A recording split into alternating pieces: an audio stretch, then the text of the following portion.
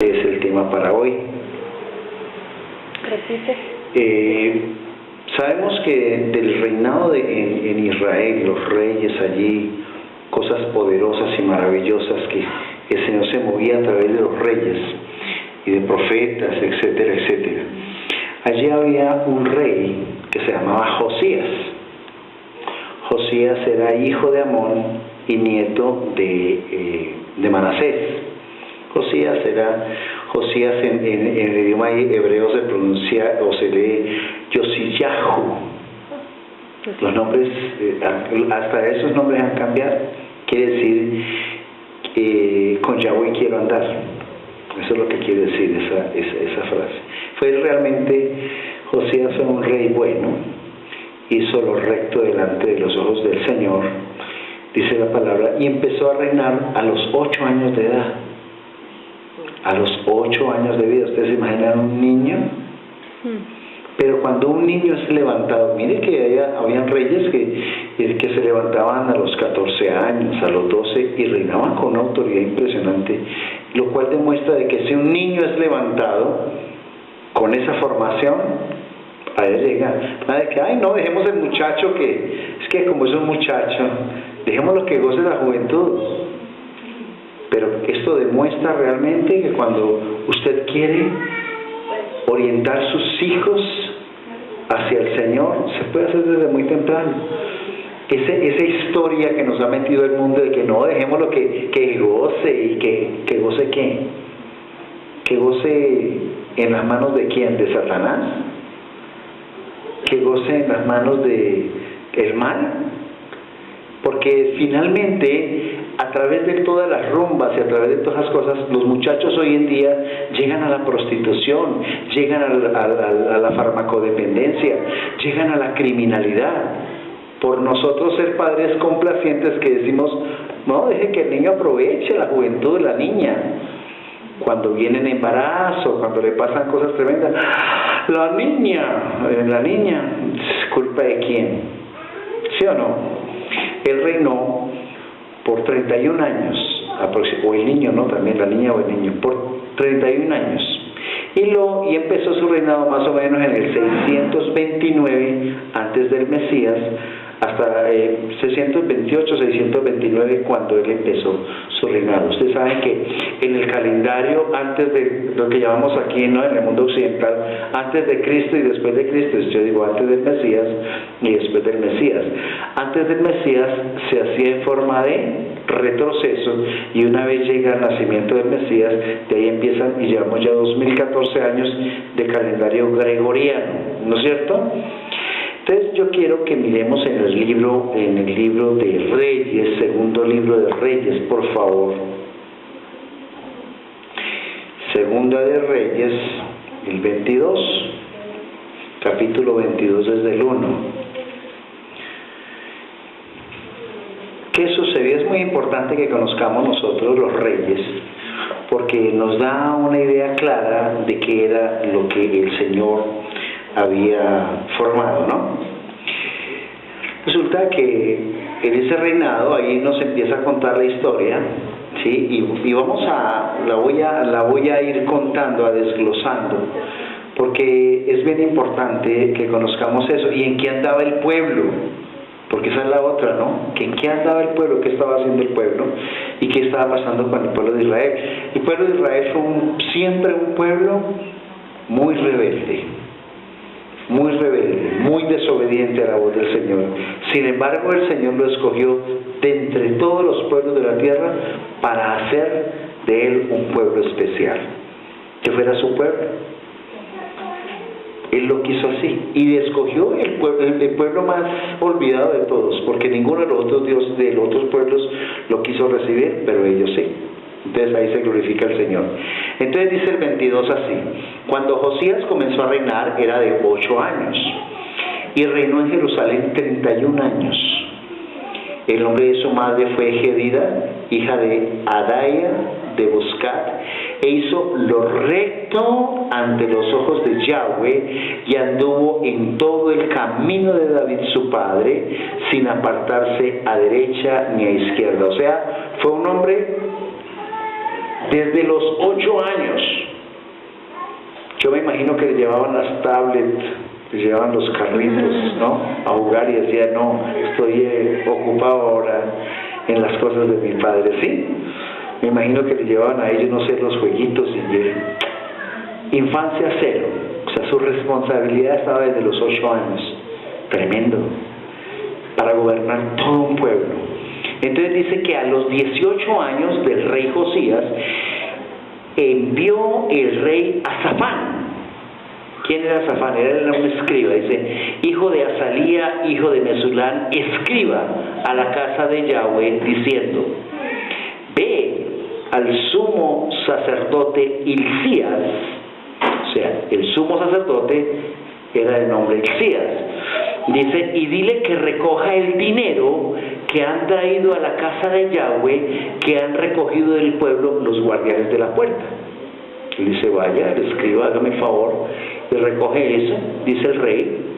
Y el 5 continúa y dice, y que lo pongan en manos de los que hacen la obra, que tienen a su cargo el arreglo de la casa de Yahvé, o de Yahweh, y que lo entreguen a los que hacen la obra de la casa de Yahweh para reparar las grietas de la casa, a los carpinteros, maestros y albañiles para comprar madera y piedras de cantería para reparar la casa, y que no se les tome en cuenta del dinero cuyo manejo se les confiare, porque ellos proceden con honradez. Ni siquiera el rey les decía, mésenme a ver pues las cuentas, sino son hombres del Señor, son personas al servicio del Señor. Luego, ni siquiera el rey les tomaba en cuenta y decía, no le tomen en cuenta. Esa era una orden que el Señor tenía siempre. Y ellos sabían con qué honradez trabajaban. El 8 continúa diciendo, entonces dijo el sumo sacerdote Hilcías al escriba Safán, dice, he hallado el libro de la ley. Pero el libro de la ley al que se refiere esto es la Torá. En el hebreo será la Torá, que quiere decir instrucción, porque de lo que habla en contra Pablo es de las obras de la ley, o sea, el legalismo, ¿ya? Cuando él habla de la ley es en contra de las obras de la ley. Entonces dice, en la casa, he hallado el libro de la ley, en la casa de Yahweh. Hilcías dio el libro a Safán y lo leyó. O sea, como escriba, Safán se puso a mirar el libro, porque por lo que veo no es como nosotros que decimos, oye, tráeme una Reina Valera allí de la librería Manantial y de la compra y van. En esa época tener un libro sagrado era una cosa muy difícil. Entonces dice el 9, viendo luego el escriba Safán al rey, dio cuenta al rey y dijo, tus siervos han recogido el dinero que se halló en el templo y lo han entregado en poder de los que hacen la obra, que tienen a su cargo el arreglo de la casa de Yahweh. Asimismo el escriba Safán declaró al rey diciendo, el sacerdote Hilcías me ha dado un libro, y lo leyó Safán delante del rey. Se cree que el libro que leyó, hay una historia con eso, sea el libro de Deuteronomio. Parece ser que ese era el libro. Dice, y lo leyó delante del rey, y cuando el rey hubo oído las palabras del libro de la Torá, yo voy a decir la Torá exactamente, rasgó sus vestidos. O sea, Josías, eso lo impresionó, rasgó. O sea, ese acto estaba denotando el profundo dolor de lo que estaba haciendo el pueblo de Israel, porque continúa diciendo el 12, luego el rey dio orden al sacerdote Hilcías, a Ahicam, hijo de Safán, a Acbor, hijo de Micaías, al escriba Safán y a Asaías, siervo del rey, diciendo, id y preguntad a Yahweh por mí y por el pueblo y por todo Judá acerca de las palabras de este libro que se han hallado, porque grande es la ira de Yahweh que se ha encendido contra nosotros, por cuanto nuestros padres no escucharon las palabras de este libro para hacer conforme a todo lo que nos fue escrito. Si ustedes notan allí, dice, porque grande es la ira de Yahweh que se ha encendido contra nosotros, por cuanto nuestros padres no escucharon la palabra. O sea, nosotros, está diciendo, estamos recibiendo todo el castigo por culpa de nuestros padres. estamos recibiendo escasez económica, persecución, apartamiento, rechazo y una cantidad de situaciones no por culpa mía, sino por la transgresión de mis padres. Acuérdese que Yahweh es un Elohim fuerte y celoso, que no perdona la maldad de los padres sobre sus hijos y que visita la maldad de los padres sobre los hijos hasta la tercera y cuarta generación de lo que hacen lo que no le gusta al Señor.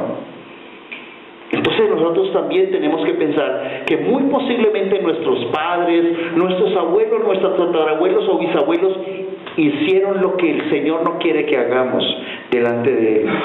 Y a causa de eso, de pronto hemos vivido vidas desgraciadas. Eso se llama iniquidad. Ese pecado que allá cometieron los padres, que les gustaba ir al que le jalaba el tabaco, el otro que le gustaba beber, el otro que fue un homicida, cuántas cosas, los mentirosos, los fornicarios. Bueno, podríamos ahí hablar una cantidad de situaciones.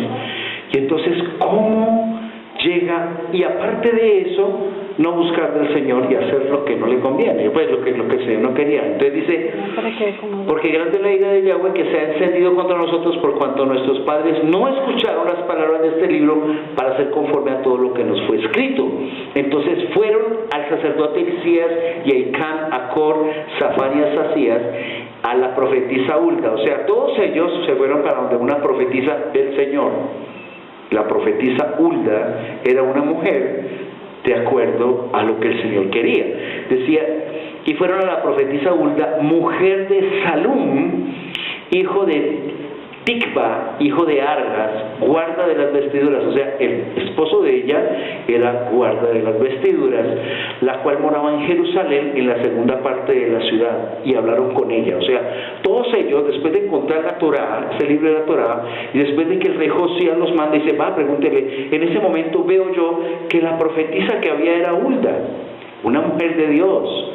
Una mujer que para ser profeta, ustedes saben que tiene que ser de buen testimonio, conocedora de la palabra, tener don perceptual y haber sido ungida con aceite, como ya se los he enseñado.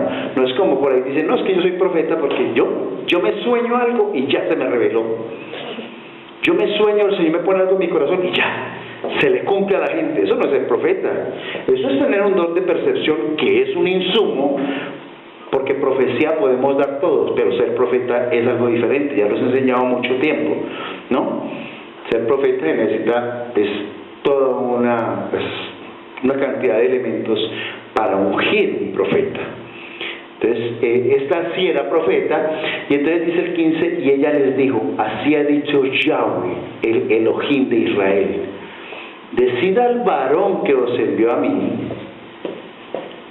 así dijo Yahweh, he aquí yo traigo sobre este lugar y sobre los que en él moran todo el mal que habla este libro que ha leído el rey de Judá. Por cuanto me dejaron a mí y quemaron incienso a dioses ajenos, provocándome a ira con toda la obra de sus manos, mi ira se ha encendido contra este lugar y no se apagará. El Señor es fuerte y celoso. Entonces dice, dile al rey que eso está adelante. Dice, mas el rey de Judá que os ha enviado para que preguntéis a Yahweh, diréis así, así ha dicho Yahweh, el Elohim de Israel, por cuando oísteis las palabras del libro, y tu corazón se enterneció y te humillaste delante de Yahweh. Mire lo que dice el rey. Vuelvo y repito. Así ha dicho Yahweh, el Elohim de Israel, por cuanto oíste las palabras del libro y tu corazón se enterneció y te humillaste delante de Yahweh, cuando oíste lo que yo he pronunciado contra este lugar y contra sus moradores, que vendrán a ser asolados y malditos, rasgaste tus vestidos y lloraste en mi presencia, también yo te he oído, dice Yahweh. Por tanto, he aquí, yo te recogeré con tus padres y serás llevado a tu sepulcro en paz. y no verán tus ojos todo el mal que yo traigo sobre este lugar. Y ellos dieron la respuesta al rey. O sea, no iba a permitir que sobre él pasara eso, porque sí conoció el corazón de Josías, mas sabía lo que le iba a venir al pueblo de Israel por su desobediencia. Y entonces empieza Josías a trabajar allí en una persecución como nunca antes había pasado allí.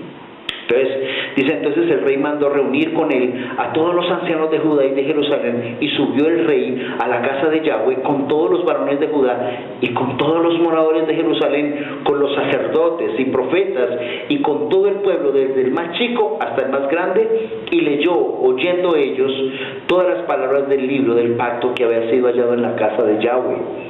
Y poniéndose el rey en pie junto a la columna, hizo pacto delante de Yahweh. O sea, él volvió otra vez y ratificó el pacto. Él como rey hizo pacto delante de Yahweh, de quien irán en pos míos y de quien irán en pos de Yahweh y guardarán sus mandamientos, sus testimonios y sus estatutos con todo el corazón y con todo el alma, y que cumplirán las palabras del pacto que estaban escritas en aquel libro. Y todo el pueblo confirmó el pacto. O sea, él como cabeza hizo eso. Cuando tú empiezas a actuar de esa manera, es decir, mis padres estuvieron viviendo bajo condiciones que no te gustan. Más adelante habla además derribó los lugares de prostitución idolátrica que estaban en la casa de Yahweh. ¿Sabes qué es prostitución idolátrica? Cuando usted les revuelve a las cosas del Señor cosas que no son del Señor. Cuando usted pone estatuas en el templo, ¿qué tal nosotros aquí poniendo estatuas? Cuando dice el Señor que no adoremos imágenes, ¿sí? Entonces empezaron a mezclar cosas. Eso es prostitución idolátrica. Luego les hablaré de eso. Entonces él llega y reconoce y dice: Señor, yo otra vez renuevo mi pacto contigo. ¿Qué es lo que nosotros tenemos que hacer, Señor? Yo y mi casa renovamos el pacto y te pedimos perdón por todo lo que mis padres, mis abuelos, mis tatarabuelos hicieron, porque hicieron mal delante de tus ojos. Ese cuentico de que es que yo no conocía, inocente, ¿no? El que inocentemente peca, dicen por ahí, inocentemente se condena. El hecho de que usted no haya conocido antes delante de Yahweh no lo exime de la responsabilidad. Usted es eximido de la responsabilidad el día que usted confiesa delante del Señor el pecado, se aparta y deja que el Señor transforme su vida. Ese día sí. Antes no. Ay, pero es que... Y siempre nos levantaron una sociedad como estaba esa sociedad. Y si ustedes vieran cómo estaba de podrida esa sociedad, dice allí que le tocó, que él dio orden a los guardianes. Empezó desde el 23 al 4, dice que entonces mandó el rey al sumo sacerdote Hilcías, a los sacerdotes de segundo orden y a los guardianes de la puerta, que sacasen del templo de Yahweh todos los utensilios que habían sido hechos para Baal. O sea, metieron cosas de idolatría, los Baales, Baal Zebú y todo su combo, ¿no? Baal Zebú, para que Acera y todo el ejército de los cielos, y los quemó fuera de Jerusalén en el campo del Cedrón, e hizo llevar las cenizas de ellos a Betel. O sea, sacó todas esas estatuas de acera que habían ahí y las quemó completamente.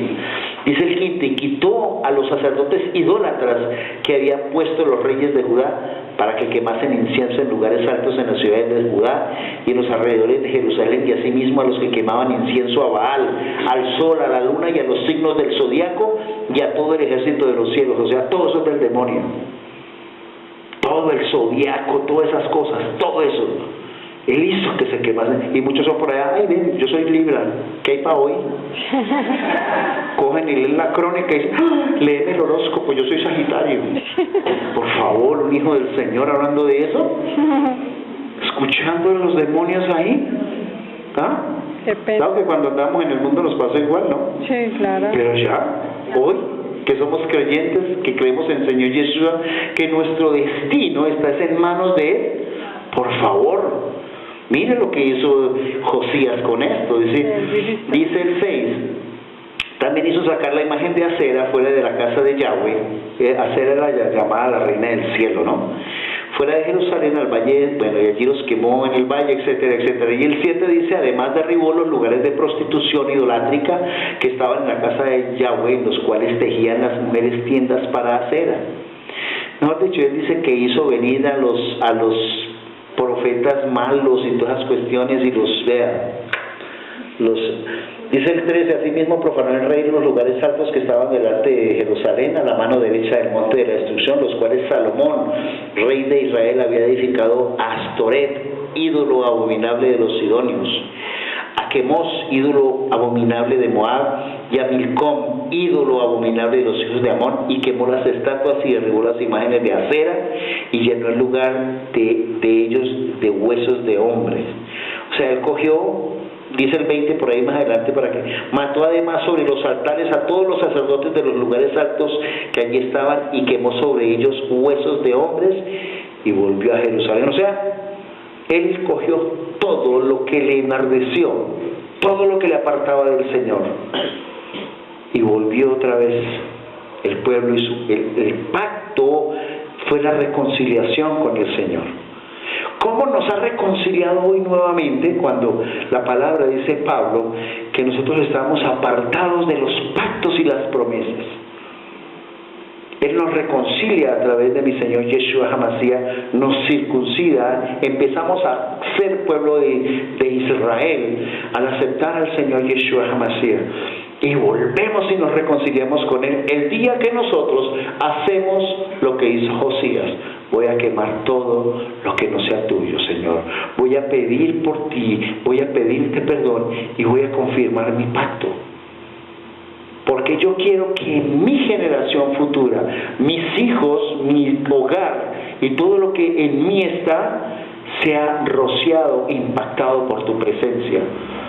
Cuando tú llegas a esa condición, ¿sí?, en la que el Señor te puede decir, por cuanto oíste las palabras del libro, y tu corazón, dice el 22:18, y tu corazón se enterneció y te humillaste delante de Yahweh cuando oíste lo que yo he pronunciado contra este lugar y contra sus moradores, que vendrán a ser desolados y malditos, y rasgaste tus vestidos y lloraste en mi presencia, también yo te he oído, dice Yahweh.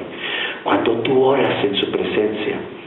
Pero hay unos que oran delante de su presencia cuando están en la mala, y cuando están en la buena se olvidan. Y el Señor permanentemente está colocando los ojos en ti y en mí, permanente y continuamente. Y nosotros no podemos ser de los creyentes que hoy nos levanta el Señor y dentro de un mes nos desinflamos. No. Ayer veíamos aquí un tema precioso de que nosotros somos formados en hornos de aflicción. Así es que el Señor levanta el carácter de un verdadero creyente a través de las pruebas, cuando te quita cosas y cuando dices, pero ¿por qué estoy pasando esto? ¿Por qué soy una persona tan sola? ¿Yo por qué he perdido esto? ¿Por qué he perdido lo otro? Dice el Señor. Ayer entendíamos y estábamos aquí, ¿usted ha vivido solo? ¿Ha quedado solo? Y usted también sin pareja, y usted también, y usted vivió solo cuánto tiempo, y usted Gabriela, y llegamos a la conclusión de que mucho tiempo estuvimos solos. Los líderes somos formados en la soledad, en el desierto, para después bendecirnos. Así es el Señor. Así es el Señor. Y veíamos a Leticia, ¿tú estás solo? Ay, ¿cómo le parece? Jairo, ¿y tú? Yo también estuve solo, mira. ¿Sí? Oiga, qué cosa tan impresionante. Ahí es donde el Señor nos forma. Y es en ese proceso, Oneida, ¿tú has estado sola? Y el Señor, ¿cómo te tiene ahorita? ¿Sí ves? Hemos estado solos. ¿O no, Alejandra? ¿O no, Tatiana? ¿Ven? ¿Sí ves, Marina? Jennifer. Allá, González, no se me... Lilianita. ¿Sí? Uy, ¿qué es eso? Sí, Patricia. ¿Será que esto será una iglesia de liderazgo fuerte? No nos quiere el Señor como muy entretenidos, y a nosotros nos pasó por soledad para coger y formarnos, porque los líderes somos formados en el desierto, entre la prueba. Así es que se forma el carácter de los hijos de Yahweh. No es la buena, no, pues en la buena todo chévere. Dianita, ¿tú estuviste solo un tiempo también? Uy, Señor. sumémosle. Eso es lo que hace el Señor. Pero cuando el Señor, llegamos al Señor, al proceso de la reconciliación, y empieza el Señor a traernos con cuerdas de amor, y nos lee el libro, porque dice que el libro está escrito en nuestros corazones.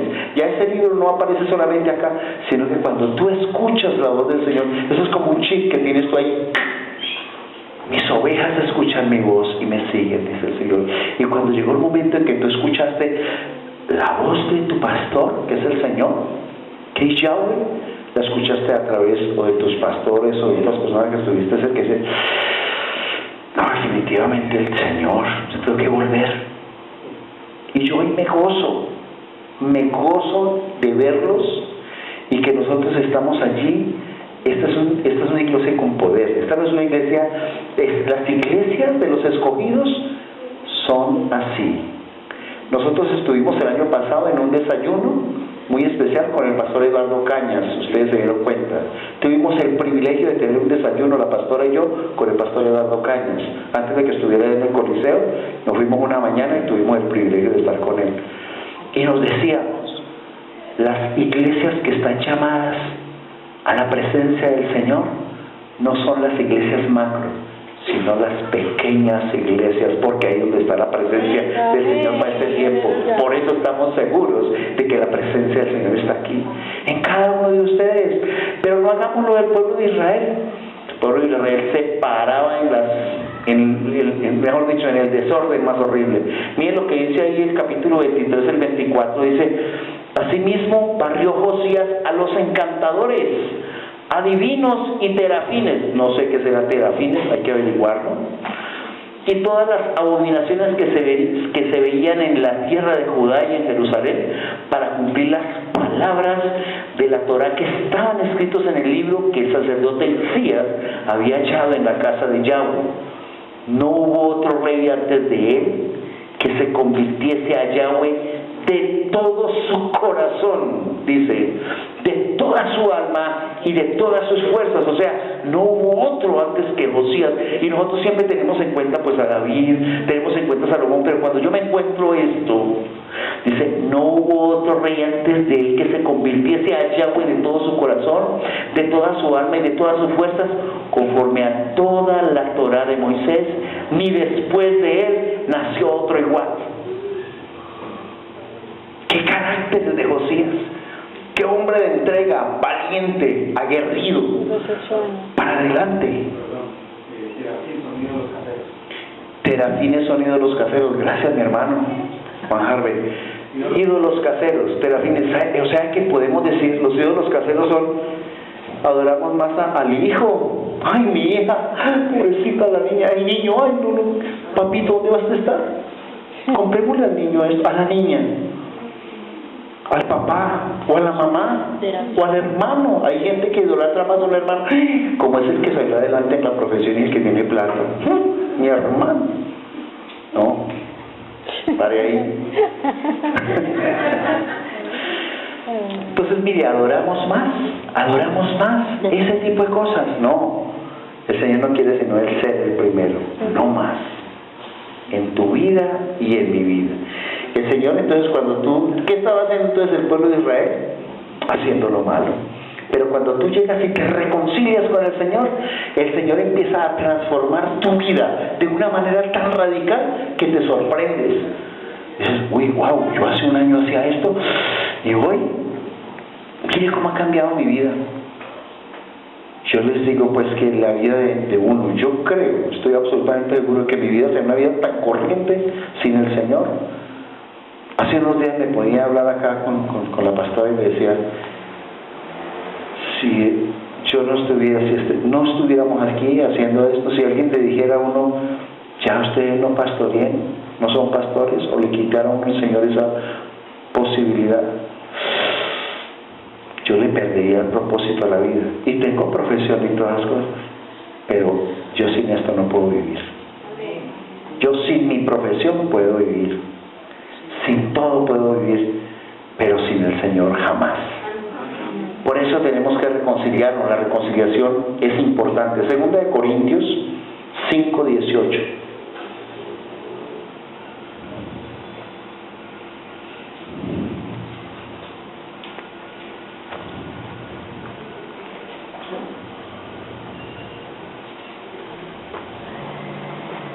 Vamos a leerlo del 18 al 20, dice.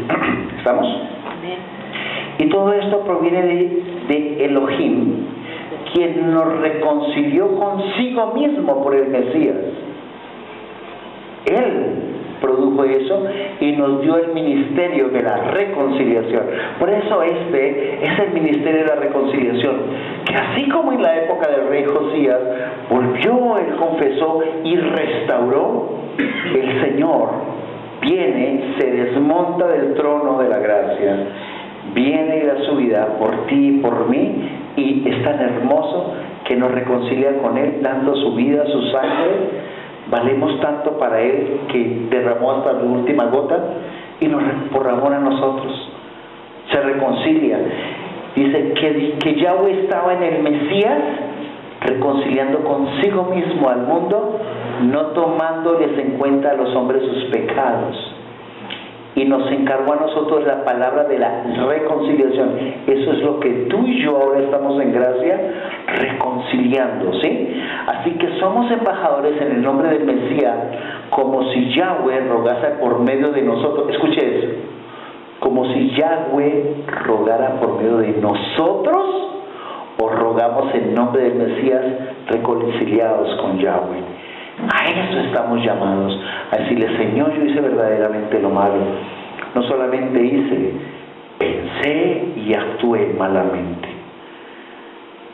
Cuando yo empiezo a colocarle dirección verdaderamente a mi vida y me reconcilio con Él, Él dice: porque te humillaste delante de mi presencia y rasgaste tus vestiduras, yo te he escuchado. Aleluya. ¿Qué dice segunda de Corintios 7:14? ¿Se acuerdan? Segunda de Crónicas 7:14, ¿se acuerdan? ¿Qué dice? Se humillaron mi pueblo sobre el cual mi nombre es invocado. Mire, ahí está una máxima. Segunda de Crónicas, muy bien, pastora, así dice. Sanaré su tierra. Así dice, pastor. Uy, pastora, como estamos de bien ahí, no sabemos. Segunda de Crónicas 7:14, no, es que así dice, estoy aterrado. No, claro.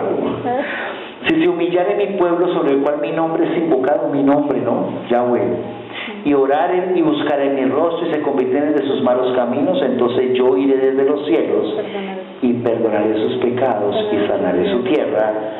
Ahora están abiertos mis ojos y atentos mis oídos a la oración En este lugar. en este lugar. Aleluya. Porque ahora he elegido y santificado esta casa. Amén. Para que esté en ella mi nombre para siempre, y mis ojos y mi corazón estarán ahí para siempre. Amén. Pastor, ¿se acuerda que usted puso un testimonio de un pueblo de Perú que se apropió de esa palabra? Pues? El de Almolonga, es en Centroamérica. Era un pueblo de tomadores, de bebedores, había no sé cuántas cantinas allí, para hacerles el resumencito así. Había muchas cantinas, muchos borrachos, era un pueblo que si mucho sacaba para unas 5 toneladas al mes en verdura. Y empezó allí una iglesia chiquitica, empezaron a reunirse y empezaron a cambiar muchas cosas. El pastor fue amenazado porque entonces ya se les estaba quitando a la gente que tomaba cervecita, que tomaba aguardientico. Fue muy amenazado, casi lo matan. Y empiezan a multiplicarse las iglesias en este pueblo. Con el tiempo empieza un crecimiento tan impresionante y van a cerrar las cantinas. No se vendía ni una cerveza, ni trago, ni nada. Usted lo puede encontrar en internet, diga Almolonga, y verán que ustedes van a encontrar cómo fue la transformación de un pueblo que hoy en día tiene como 25 iglesias, si mal no estoy, que casi todo el pueblo es un pueblo cristiano, creyente en el Señor, y de 5 toneladas que sacaban cada mes, hoy en día es un pueblo que exporta, creo que son como 500 toneladas semanales. Sacan unos tubérculos grandísimos, unas zanahorias, que ahí está, se ven en las fotografías y eso, que cada zanahoria es unas cosas así, o sea, descomunales, y unos repollos grandísimos y todo. Y se cumple esto que dice: y sanaré su tierra. Ajá. Era un desierto completo. Sí. Y el Señor empezó a prosperar y sobreabundar personas, y gracias a Lilianita que hizo esa anotación, Personas que un día se reconciliaron con el Señor. Amén. Que andaban, que tenían brujos, que iban a donde no me acuerdo cómo era que se llamaba, un personaje que ellos adoraban, así como por allá en el Perú, que es con el equeco, ellos tenían allá un personaje, no recuerdo el nombre, ahí lo encontraron ustedes en el internet, y se reconciliaron con el Señor, y el Señor empezó a transformar la vida de ellos.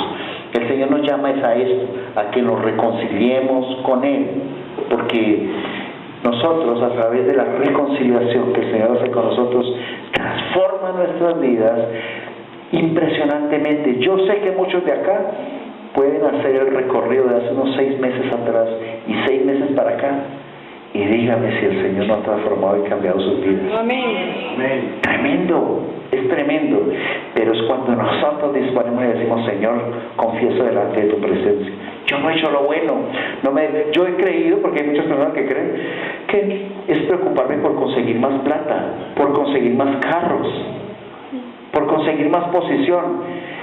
Definitivamente no es eso. Eso es un medio de vida.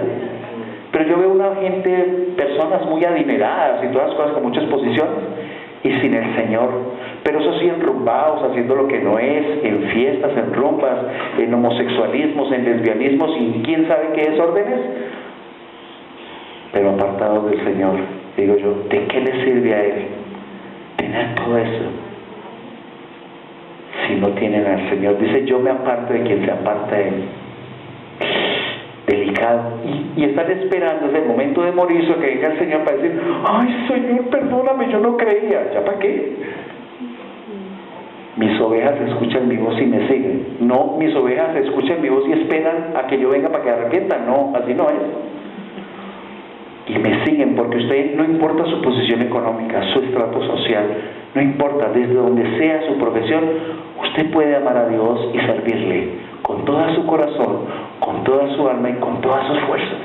Amén. No importa lo que usted haga, que se vea que usted es una hija o un hijo de Yahweh. Bien, Amén. vamos a colocarnos en pie ahora.